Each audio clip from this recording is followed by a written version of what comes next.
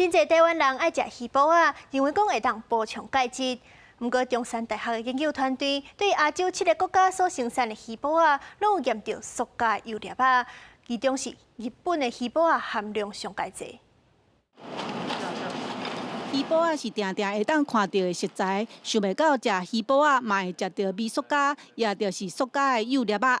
中山大学海洋科学系团队收集亚洲7个国家17项鱼煲仔的产品来研究，结果所有的鱼煲仔拢验出微塑胶的成分。日本、中国甲斯里兰卡是头3名，台湾甲泰国相对较少。其中日本的臭肉温一尾鱼煲仔就有2粒塑胶油粒仔。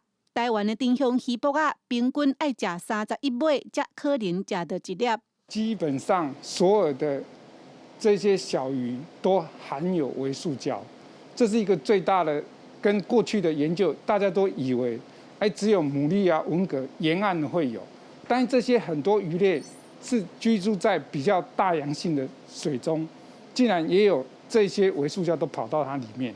对显微镜看，会当看到哺乳动物当咧食塑胶油粒仔。这种哺乳动物是细尾鱼仔上爱食的。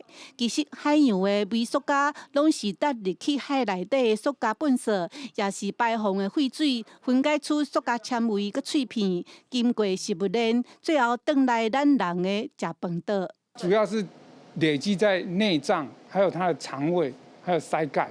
洪庆忠表示，虽望微塑胶影响人体健康，也未确定，因嘛是爱呼吁民众减少使用塑胶用品。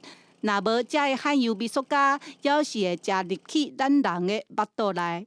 记者陈嘉文、赖伟哲高雄报道。